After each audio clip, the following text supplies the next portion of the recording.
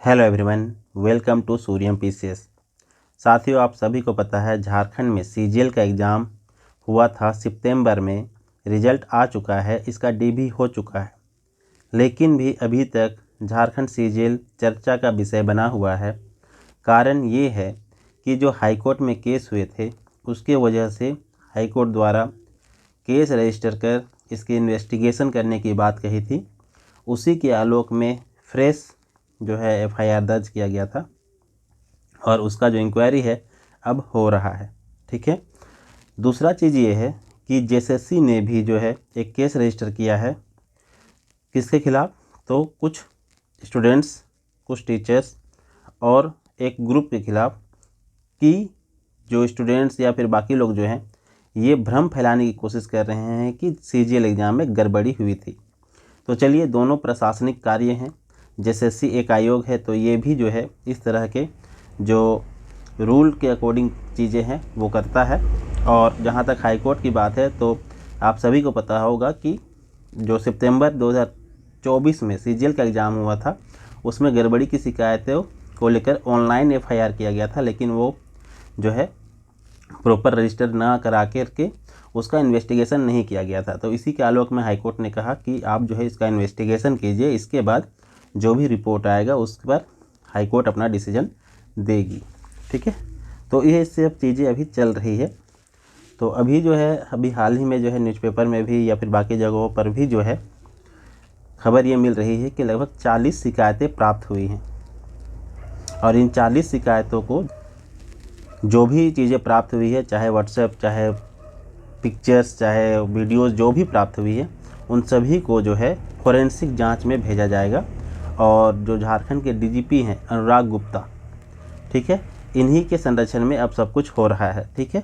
तो ध्यान रखने वाली बात है कि अब जो है ये चीज़ें जो है वो व्हाट्सएप चैट हो, फोटोग्राफ हो या फिर वीडियो रिकॉर्डिंग हो, सभी को जांच में भेजा जाएगा।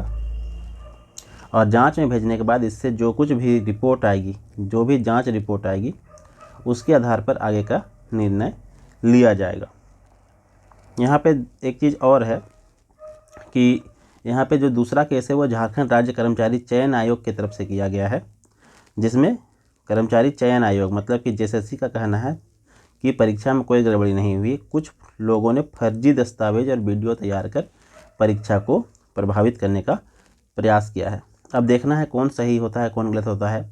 अगर केस में प्रॉपर एविडेंस अगर सही पाए गए तो नो डाउट वो सभी टीचर्स, वो सभी स्टूडेंट्स सही हो जाएंगे जो अभी इस आधार पर फर्जी होने का आरोप लगा रहे हैं कि परीक्षा में व्यापक रूप से धांधली हुई है। ठीक है।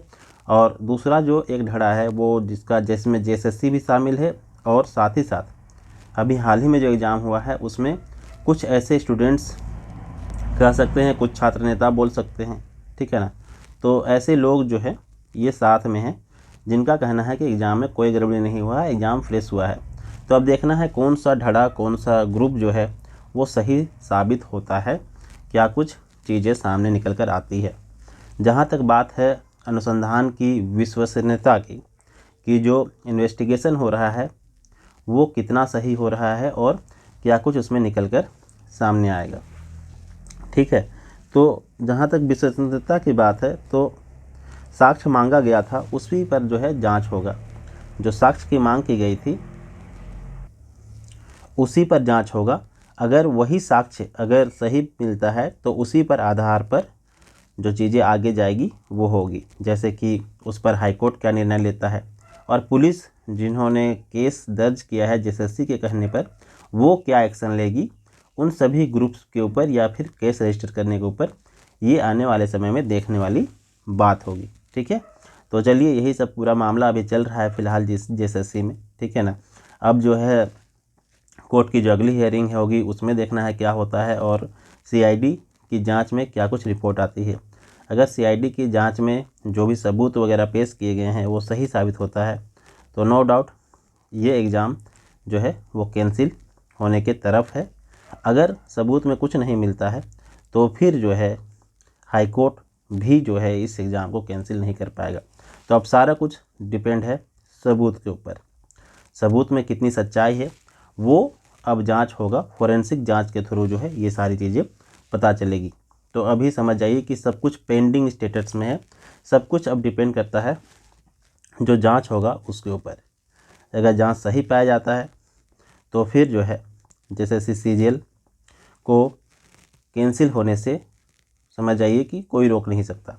और अगर जांच में जो सबूत पेश किया गया है उस पर कोई सत्यता नहीं मिलती है, कोई सत्यता प्राप्त नहीं हुआ, तो फिर नो डाउट जैसे CGL एग्ज़ाम रद्द नहीं होगा।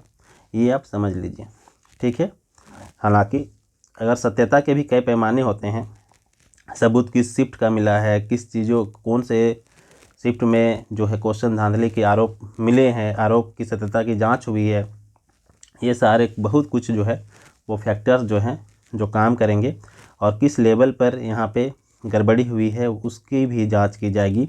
आप सभी को पता है कि नीट के एग्ज़ाम में भी व्यापक पैमाने पर जो है अनियमितता हुई थी, लेकिन कोर्ट ने उसको बहुत बड़ा आधार ना मानते हुए, मतलब उसका इम्पैक्ट बहुत से लोगों पर ना मानते हुए जो है उस एग्ज़ाम को रद्द नहीं किया था और कुछ लोगों को जो है री एग्ज़ाम करवाने की जो बात की थी, और उसके बाद कुछ लोगों का री एग्ज़ाम होके उसका रिज़ल्ट जारी कर दिया गया था। तो हो सकता है इसमें भी कुछ ऐसा प्रेडिक्शन बने कि जिस पेपर से जुड़ा हुआ जो सबूत है मिल रहा है बस उसी को रद्द किया जाए, ऐसा भी संभावना है। तो अब सब कुछ जो है वो हाई कोर्ट के ऊपर ही डिपेंड करता है। तो देखते हैं क्या कुछ इसमें निकल कर सामने आता है। फ़िलहाल इस वीडियो में इतना ही। और यदि आप JPSC की तैयारी कर रहे हैं और हमारे PT और मेंस बैच के साथ ही साथ जो 14th JPSC का PT और मेंस बैच है और साथ ही साथ PT बैच है, तो इसके साथ जुड़ना चाहते हैं तो हमारे दिए गए नंबर 7631713274 पर कांटेक्ट करके जानकारी प्राप्त कर सकते हैं। साथ ही साथ अगर आप सिर्फ मेंस आंसर राइटिंग करना चाहते हैं तो फिर भी आप जो है हमारे बैच के साथ जुड़ सकते हैं। आपको इस नंबर के थ्रू जानकारी मिल जाएगी। मेंस आंसर राइटिंग में जो है हर वीक, एवरी वीक, ध्यान रखिएगा सर, हर सप्ताह 5 दिन टेस्ट होता है और उसी के आधार पर डिस्कशन कराया जाता है।